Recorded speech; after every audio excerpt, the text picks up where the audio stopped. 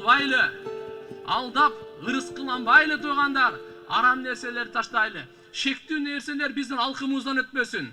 Паракорлук болсун, коррупция болсун, бирөөнүкүн тартып алуу болсун, жалган айтуу болсун, эмне гана болбосун. Алкымды тазаламайынча орозо да кабыл болбойт, ибадаттар кабыл болбойт, намаз, ажылык кабыл болбойт. Алкымды тазаламайынча эч бир ибадат кабыл болбойт туугандар. Ошондуктан келиңиздер пайгамбарыбыздын касиеттүү сөздөрүнө амал кылып, өзүбүздү өзгөрткөнгө аракет кылып, эми ушу Рамазан айдан кийин жараткан Алла Таалам таптаза кылып күнөөлөрдөн бизди чыгаргандан кийин күнөөлөрдүн салмагын көбөйтпөйлү. Урматтуу мекендештерим, Кыргызстан аймагында түрдүү этностордун, маданияттардын, диндердин өкүлдөрү байырлашат. Биз баарыбыз ынтымакта жанаша жашап келе жаткан, бири-бирибизге тирек болгон тагдырлаш, тилектеш, бир эл, бир журтпуз. Жергебизге жараткан кут кондуруп, ар бир үйдө бакталай, береке болсун. Элибиздин биримдиги жана ынтымагы бекемделип, сүйүктүү өлкөбүздүн жаркын келечеги үчүн чогуу куралы.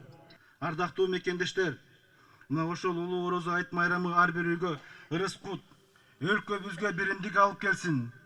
Диндер аралык достук чыңдалып, улуттар ортосундагы ынтымак бекемделсин.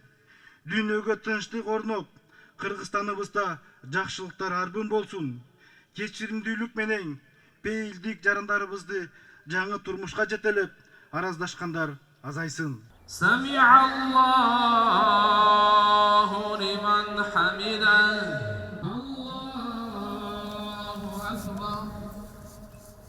Аллаху акбар. Амин. Бирахматика я архамар рахимин. Айтыңыздар маарек болсун. Биздин төрага жакшы сөздөрдү айтып кетти. Эми ошол үмүт кылабыз, эми баары ошол иш жүзүнө ашат го деп.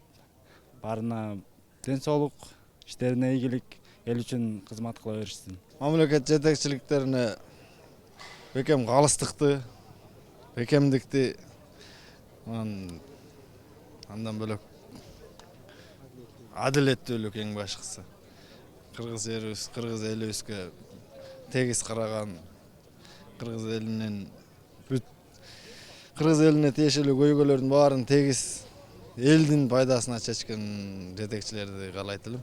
Мамлекет үчүн эң негизгиси бул тынчтык, жетекчилерибизге адилеттүүлүк, чынчылдык, эл журтубузга ынтымак, ар бир үй бүлөгө бактылуулук каалайбыз.